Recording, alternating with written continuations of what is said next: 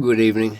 David McMillan here, ex-moonlight trader and, well-dressed defendant. Back with the last part 3 of the video essays on your unique time, the future. The 150 billion to 1 winning ticket of being born to live through the big human transition. The true fate of your future and why you, in particular, were born in the most special and ever-ringing time of our civilization. You have moved on by this stage to an all-machine body, but since you don't work other than spend the government's money, which is a job in about 50 years and quite a serious one, the only entertainment you can afford weekly is full immersion simulations of past times. Try to imagine how tired and jaded you will be as you live through another 100 years above your 500. As I've said, full machine intelligence operates the world. You know what you did for your 500th birthday? Jumped out of an aeroplane without a parachute. Splat. Your insurance had your backup mind in an identical body within 24 hours, and you had to pay a clean-up fee to scrape your tiny remains off K2 Mountain. That wasn't covered by the insurance. You've done the future simulations, but they are dull compared with that most interesting human period. The 150 years from 1850 to 2050. All of the best life simulation plots are built around those times. Now, there are people who will tell you that anyone alive today claiming those years as the most interesting is simply being arrogant about his or her own times or grandparents' times.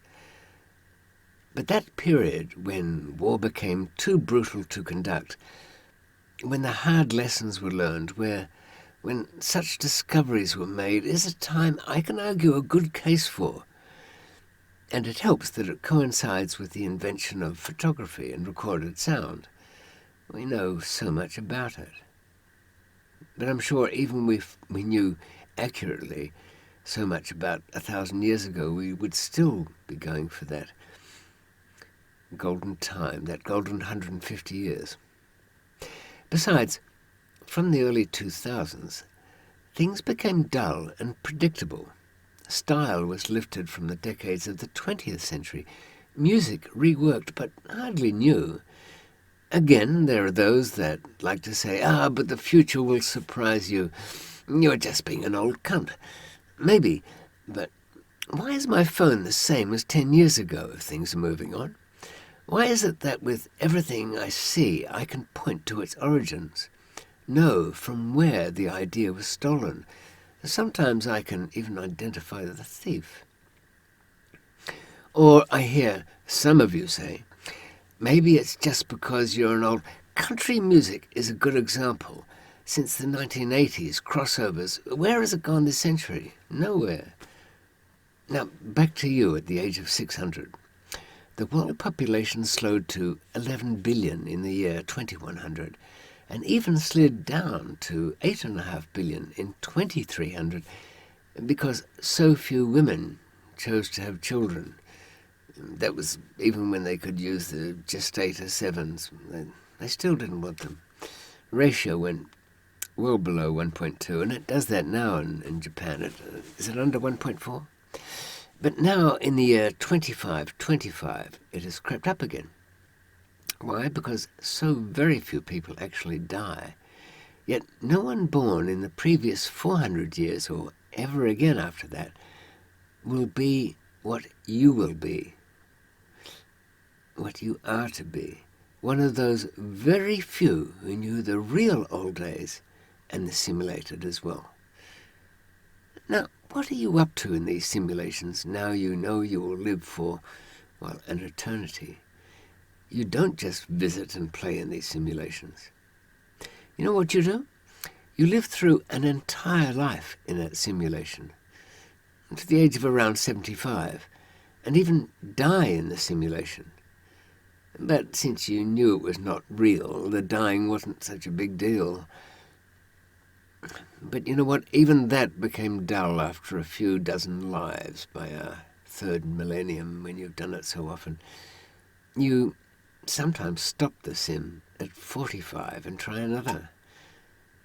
And there was one year you just couldn't be bothered with simulations at all and lived in the hills.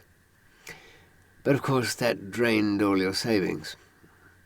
As well, and this is truly sad, you never visit your private gallery anymore. Your what? Well, since you were a young and sprightly 290 years old, you kept a sex partner in a special room beneath the house. No, not in today's style.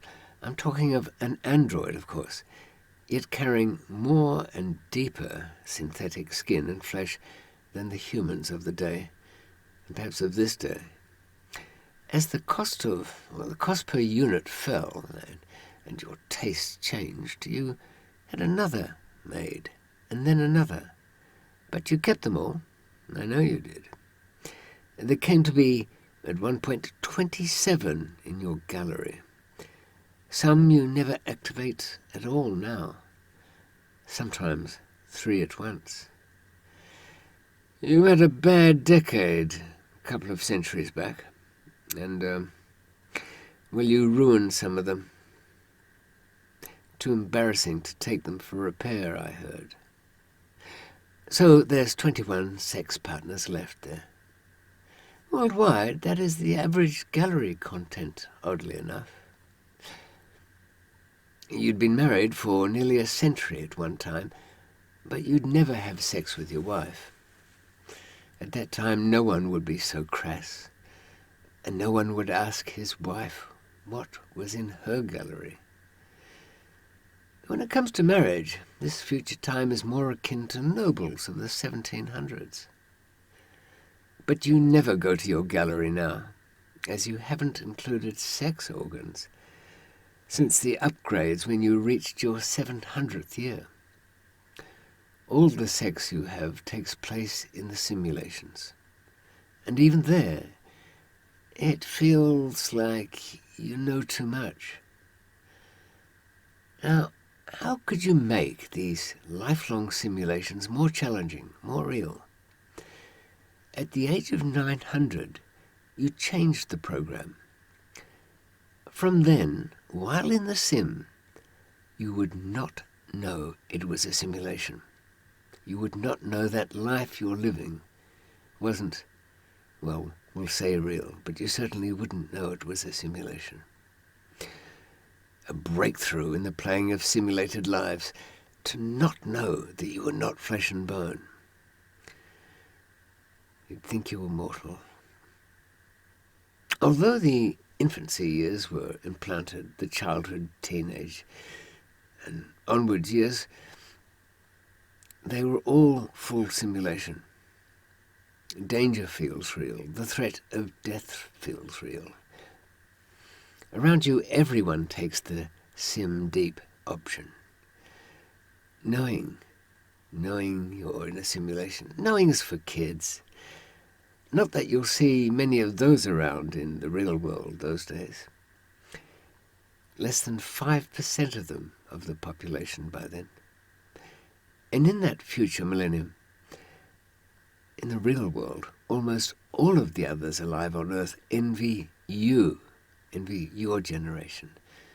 You are one of the less than just 1 in 50 whose single identity consciousness runs back to our time now. The others, too, play in that 150-year stretch of history. Why do they gravitate towards it when they never lived it? But they feel only you know it. That's why they're so envious, as only you lived it. You play these simulated lives all the way through, come what may. It's only when you die that the game comes to an end. You wouldn't play them any other way from then on. And you don't.